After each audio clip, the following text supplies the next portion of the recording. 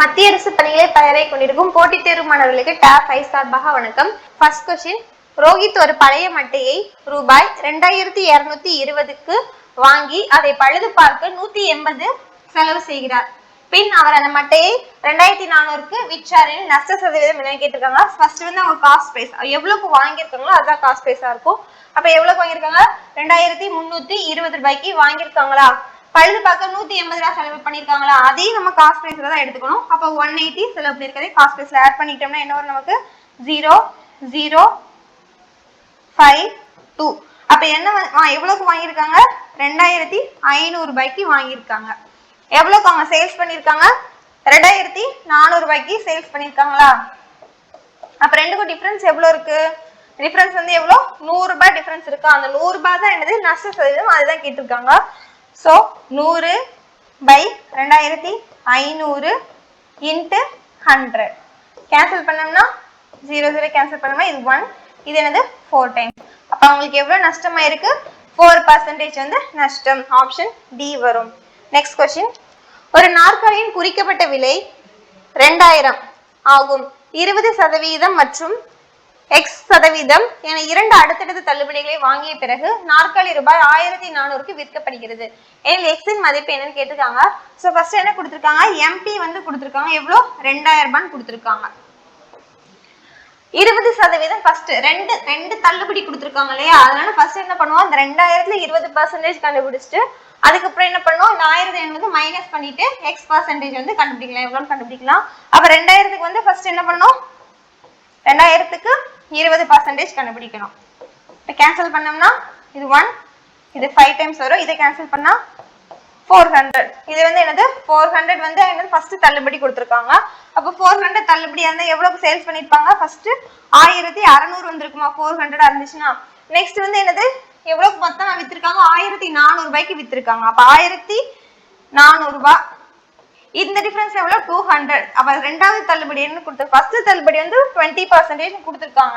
ரெண்டாவது தள்ளுபடி தான் நம்ம கிட்ட கேட்டிருக்காங்க. சோ ரெண்டாவது தள்ளுபடி கண்டுபிடிக்கணும்னா இந்த டிஃபரன்ஸ் எவ்வளவு? 200. இந்த 200 வந்து எவ்வளவு பர்சன்டேஜ்னு பார்த்தோம்னா அதுல வந்து நம்ம ரெண்டாவது தள்ளுபடியா இருக்கும். இந்த 200 வந்து 1600ல எவ்வளவு பர்சன்டேஜ்னு பார்க்கணும்.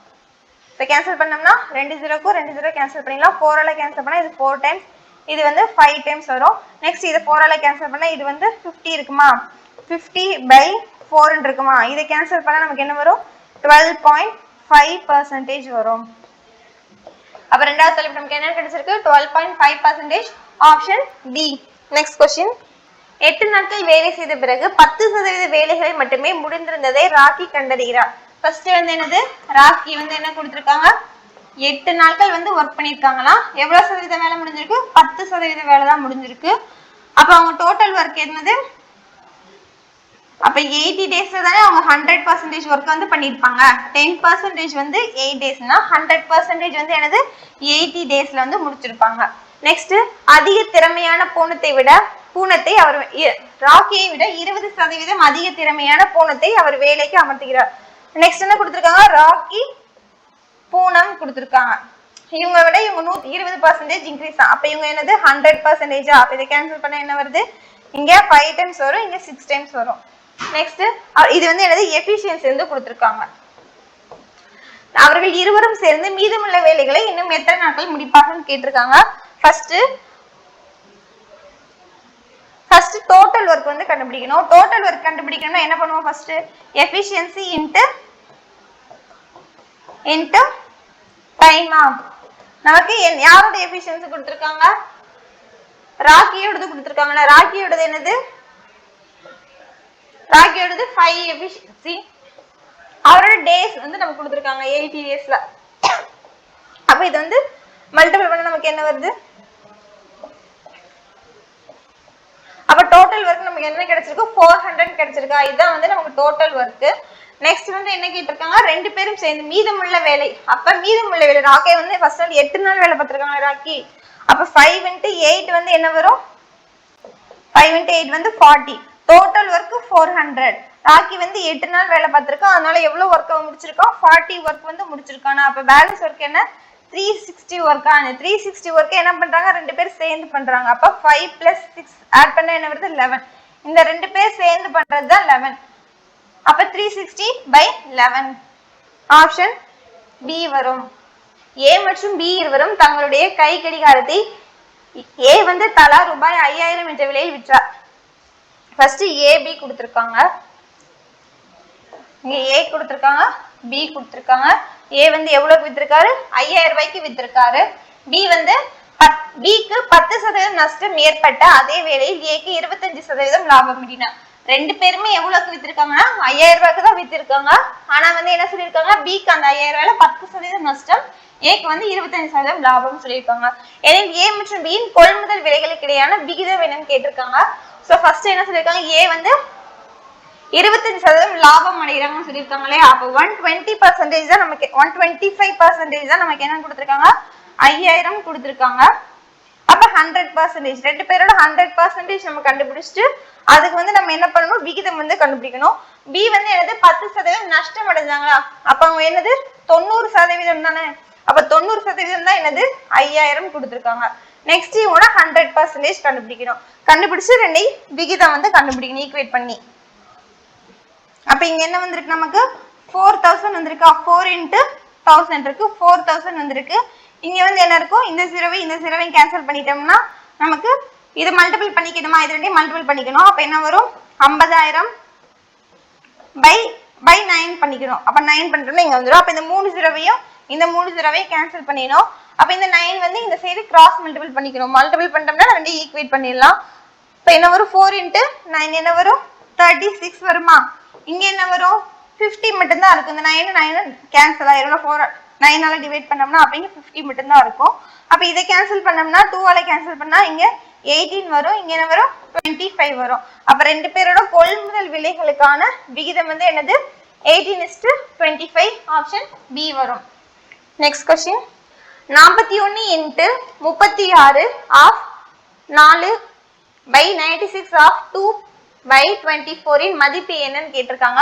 ஃபர்ஸ்ட் என்ன பண்ணுவோம்? போட்மாஸ் ரூல் தானே அப்ளை பண்ணுவோம். போட்மாஸ் ரூல்ல வந்து என்ன பண்ணுவோம்? Bracket of division, multiplication, addition. First bracket பண்ணுவோம். பிராக்கெட்குள்ள எது இருக்கு? ஆஃப் இருக்கா? ஆஃப்னா என்னது? இன்ட்னு அர்த்தம். அப்ப இந்த டேர்ம் மட்டும் எடுத்துக்கிட்டோம்னா 96 × 2/24 இருக்கு. இதை நம்ம கேன்சல் பண்ணா என்ன வரும்? 4 டைம்ஸ் வருமா? இது 1 டைம் வரும். இது வந்து என்னது? 4 டைம்ஸ் வரும். அப்ப 4 × 2 என்னது? 8. அப்ப இந்த ஹோல் டேர்முக்கு நமக்கு என்னன்னு கிடைச்சிருக்கு? 8ன்னு கிடைச்சிருக்கு. நெக்ஸ்ட் என்ன பண்ண போறோம்? இதை வந்து பண்ண போறோமா? அப்ப ஆஃப்னா என்னது? இன்ட்னு அர்த்தம். அப்ப இங்க வந்து என்ன வரும்? 36 × 4/8 இருக்கா? இந்த 8 வந்து இங்க எடுத்துக்கலாம். அப்ப 8ன்னு எடுத்தோம்னா 1 இது 2 டைம்ஸ் வரும். அப்ப இதை கேன்சல் பண்ணா நமக்கு என்ன வரும்? 18. அப்ப இங்க என்ன இருக்கு? 41 × பேலன்ஸ் 41 மட்டும் தானே இருக்கு. அப்ப 41 × நம்ம இந்த டேர்முக்கு என்ன கண்டுபிடிச்சிருக்கோம்? 18 கண்டுபிடிச்சிருக்கோம். அப்ப 18 ரெண்டையும் மல்டிபிள் பண்ணா நமக்கு என்ன வரும்?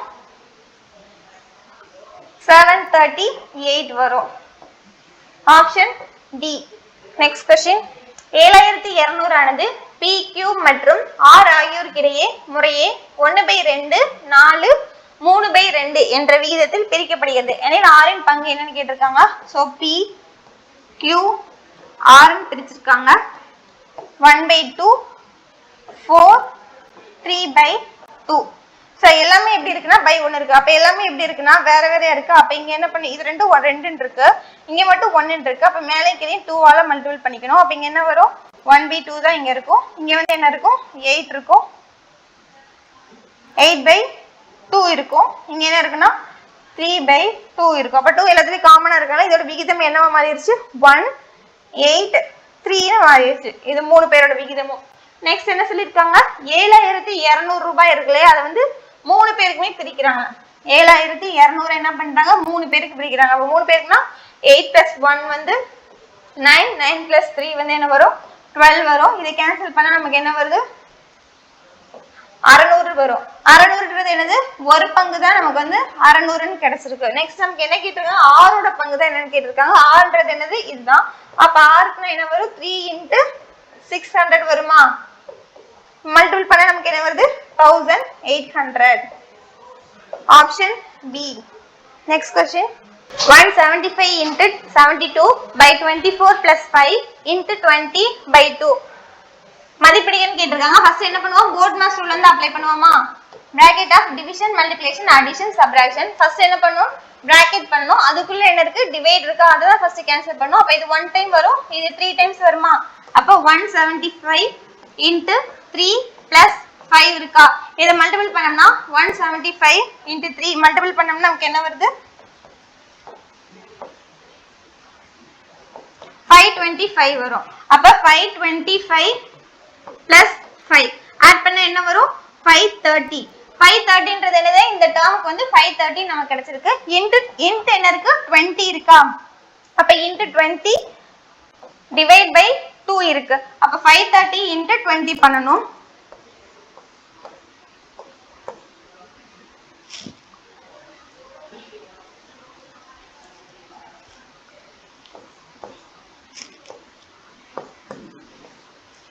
பத்தாயிரத்தி 600 நமக்கு கிடைச்சிருக்கு. 10600 இந்த டேர்ம் ஃபுல்லா நமக்கு 10600 by 2. இத கேன்சல் பண்ணா நமக்கு என்ன வரும் 5300 வரும். Option B. Next question. 40 ஆண்டுகளுக்கு ஒரு தொகையின் மீது கிடைக்கும் தனி வட்டியானது அத்தொகையின் 2/5 பங்கு ஆகும் எனில் ஆண்டுக்கான வட்டி விகிதம் என்னன்னு கேட்டிருக்காங்க. ஃபர்ஸ்ட் வந்து என்ன பிரின்சிபல் வந்து நமக்கு கொடுக்கல, தனி வட்டி தானே, அப்ப p into n into r by 100 ஆ. ஃபர்ஸ்ட் வந்து என்ன பிரின்சிபல் வந்து கொடுக்கல. நெக்ஸ்ட் என்ன கேட்டிருக்காங்க, ரேட் ஆஃப் இன்ட்ரெஸ்ட் தான் நமக்கு வந்து கேட்டிருக்காங்க. இயர்ஸ் வந்து என்ன கொடுத்திருக்காங்க 14 கொடுத்திருக்காங்க. அப்ப எத்தனை பங்கா மாறுது 2/5 பங்கா மாறுது. அப்ப p into n வந்து 40 into rate of interest r by 100 equal to 2/5 பங்கா, அப்ப 2/5 p. சோ கேன்சல் பண்ணா p கேன்சல் பண்ணிடலாம், 0 0 வரும். இங்க என்ன இருக்கு 2 இருக்கா, இங்க கேன்சல் பண்ணா 2 டைம்ஸ் வரும். அப்ப இதை கேன்சல் பண்ணா இங்க என்ன வரும் 5 வரும். இந்த 5 கேன்சல் பண்ணிட்டோம்னா எல்லாமே கேன்சல் ஆகி r என்னன்னு வந்துரும் 1 வந்துரும். அப்ப r என்னது 1%. ஆப்ஷன் டி வரும். Next question. 7 + 33 into 44/2 into 5 into 5 மதிப்பை கண்டறியும் கேட்டிருக்காங்க. ஃபர்ஸ்ட் பிராக்கெட்ல இருக்கிறது பண்ணுவோம், இது தனித்தனியா எல்லாமே பண்ணிட்டோம்னா 5 into 5 என்ன வரும் 25 into இதை கேன்சல் பண்ணா 1 2 times இது 2 times வரும். அப்ப இங்க என்ன வரும் 22 வரும். இதை வந்து ஆட் பண்ணோம்னா என்ன வருது நமக்கு 40. அப்ப 40 into 22 into 25 வரும். இது மல்டிபிள் பண்ணனும் ஃபர்ஸ்ட். அப்ப 25யும் 40 மல்டிபிள் பண்ணா நமக்கு என்ன வரும் 1000 வருமா. 1000 into 22,000. ஆப்ஷன் டி வரும். Next question. 2 ரயில்கள் ஒரே வேகத்தில் எதிரெதிர் திசையில் ஓடுகின்றன. ஒவ்வொரு ரயிலின் நீளமும் 320 மீட்டர் மற்றும் அவை 18 வினாடிகள் ஒன்றையொன்று கடந்து சென்றால் ஒவ்வொரு ரயிலின் வேகம் என்னன்னு கேட்டிருக்காங்க. ஃபர்ஸ்ட் என்ன சொல்லிருக்காங்க d/t equal to s. நமக்கு d வந்து என்னன்னு கொடுத்திருக்காங்க 320 ன்னு கொடுத்திருக்காங்க. நமக்கு ஒவ்வொரு ரயிலின் வேகம் தான் கேட்டிருக்காங்க. சோ ஒரு ரயிலோட வேகம் மட்டும் நம்ம கண்டுபிடிச்சாலே போதும். by t வந்து என்ன கொடுத்திருக்காங்க 18 கொடுத்திருக்காங்க. இங்க என்ன கொடுத்திருக்காங்க நமக்கு கிலோமீட்டர் பெர் ஹவர்ல கொடுத்திருக்காங்க. ஆனா நமக்கு क्वेश्चन என்ன இருக்கு மீட்டர் பெர் செகண்ட்ஸ்ல இருக்கா. அப்ப கிலோமீட்டர் பெர் ஹவர்ல மாத்திரம்னா என்ன பண்ணனும் நமக்கு 18/5 ஆல மல்டிபிள் பண்ணிக்கணும்.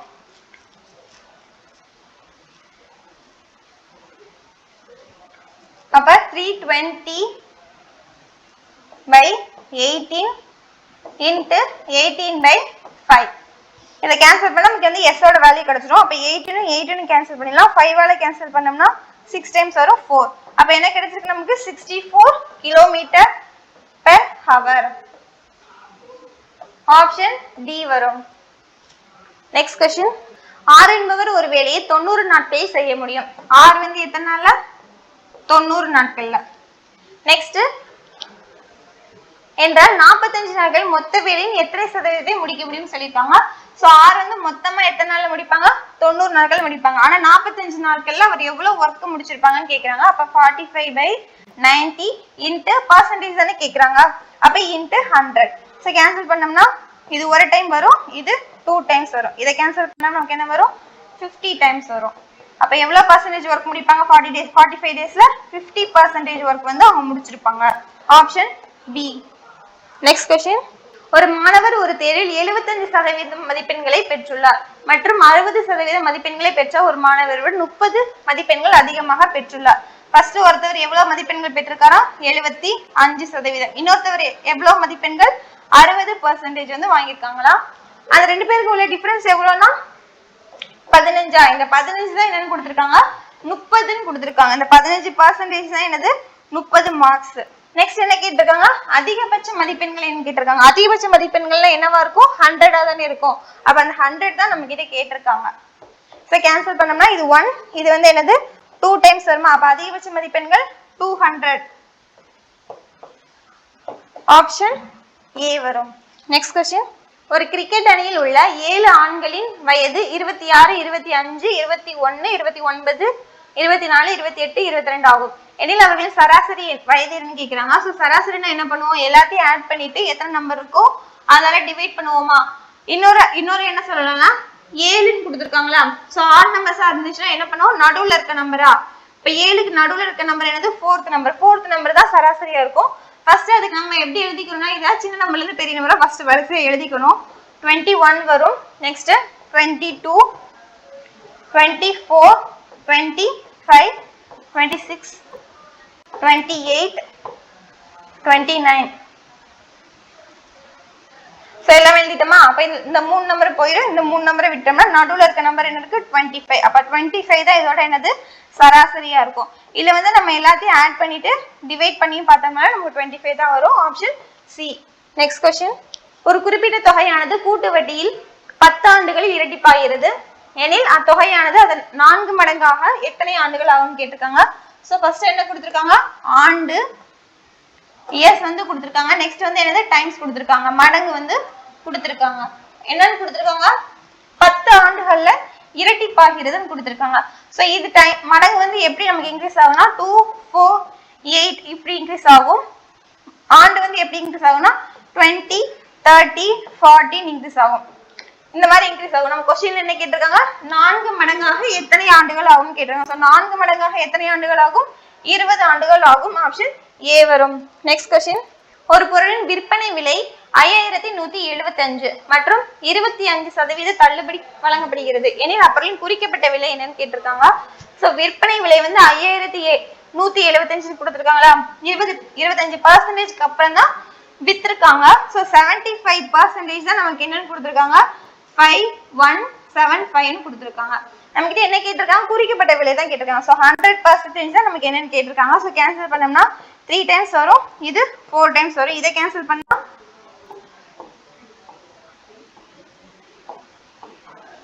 1725 1725 into 4 equal to மல்டிபிள் பண்ணோம்னா நமக்கு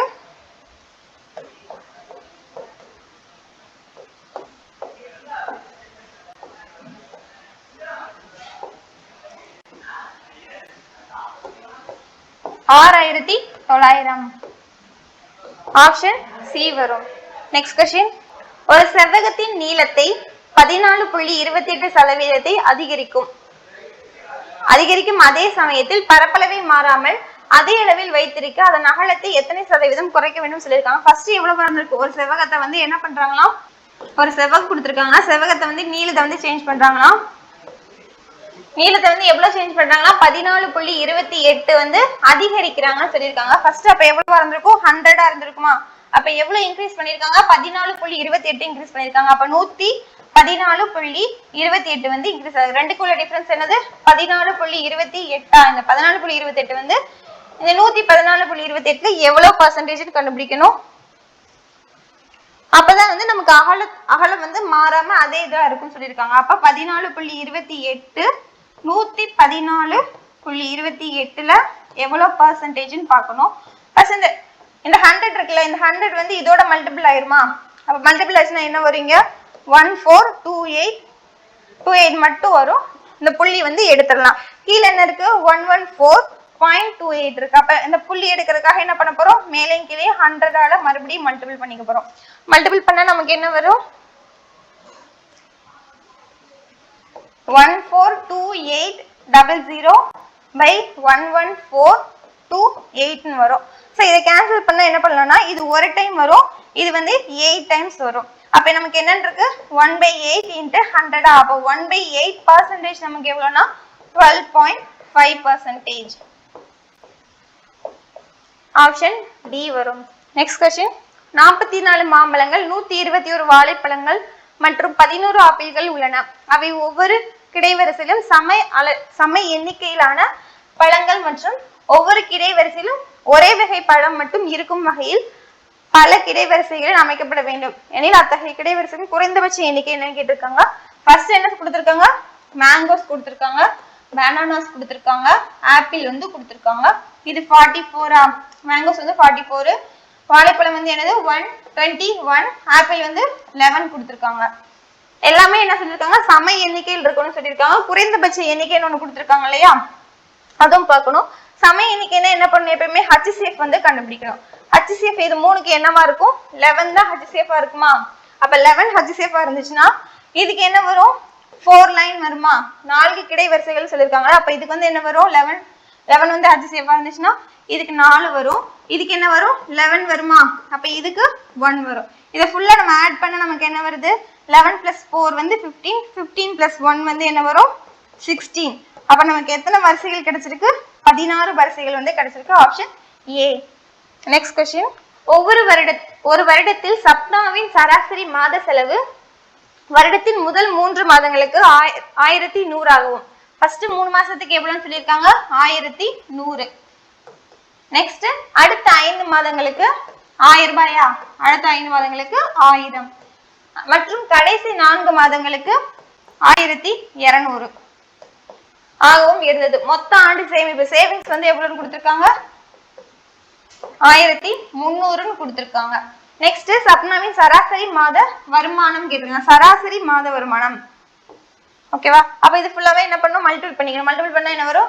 3300 வருமா? நெக்ஸ்ட் இதை மல்டிபிள் பண்ணோம்னா 5000. நெக்ஸ்ட் இதை பண்ணோம்னா 4 × 12 என்ன வரும்? 4800 வரும். ஸோ இது ஃபுல்லாவே நம்ம ஆட் பண்ணாதான் அவங்களோட மொத்த இன்கம் வந்து நமக்கு தெரியும். அப்ப இதை ஃபுல்லா ஆட் பண்ணா 0 0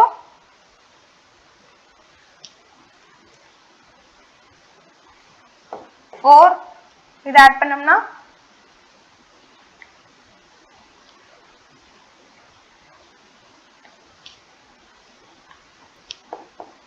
14400 வரும். அவங்களோட மொத்தம் ஃபுல்லா 14400 கேட்டிருக்காங்க. என்ன கேட்டிருக்காங்க? சராசரி தான் கேட்டிருக்காங்க. அப்ப 14400 பை சராசரினா என்னது? எத்தனை நம்பர்ஸ் இருக்கோ அத்தனை டிவைட் பண்ணுவோமா? அப்ப ஒரு வருடம் கேட்டிருக்காங்க. ஒரு வருடத்துல எத்தனை மாசம் இருக்கும்? 12 மாசம் இருக்குமா? அப்ப 12ஆல நம்ம டிவைட் பண்ணோம். இதை கேன்சல் பண்ணோம்னா 12 டைம்ஸ் வருமா? அப்ப எவ்வளவு வருது? 1200. Option D. Next question, m/n = 9:6. அப்ப m க்கு 9 எடுத்துக்கணும், n க்கு வந்து 6 ன்னு எடுத்துக்கணும். m + n = m - n என்னன்னு கேட்டிருக்காங்க. m + n தான் ரெண்டையும் ஆட் பண்ணிக்கணும். அப்ப என்ன வரும்? 15 வருமா? நெக்ஸ்ட் இத ரெண்டையும் மைனஸ் பண்ணோம்னா நமக்கு 3 வரும். இதை கேன்சல் பண்ணா என்ன வருது? 1:5 5:1 வரும். Option A. நெக்ஸ்ட் கொஸ்டின், ஒரு தேர்வில் தேர்வெழுதிய மொத்த மாணவர்களில் 93% மாணவர்கள் தேர்ச்சி பெற்றனர் மற்றும் 9275 மாணவர்கள் தோல்வி அடைந்துள்ளனர் எனில் தேர்வெழுதிய மொத்த மாணவர்கள் எண்ணிக்கை என்ன கேட்டிருக்காங்க. சோ 93% வந்து பாஸ் பண்ணிட்டாங்க. அப்ப ஃபெயில் ஆனவங்க எத்தனை பேர் இருப்பாங்கன்னா 7%. இங்க வந்து ஃபெயில் ஆனவங்களோட நம்பர்ஸ் வந்து கொடுத்திருக்காங்களா? அப்ப 7% தான் என்னது? 9275. நம்ம கிட்ட என்ன கேட்டிருக்காங்க? மொத்த மாணவர்கள் தான் கேட்டிருக்காங்க. மொத்த மாணவர்கள் எவ்வளவு பேர் இருப்பாங்க? 100% தான் இருப்பாங்க.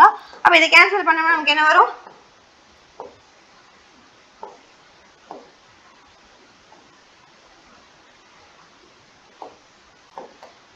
1325. அப்ப 1325 into 100 அப்ப 1325 00. ஆப்ஷன் ஏ வரும். 1,32,500. Option A. தேங்க்யூ.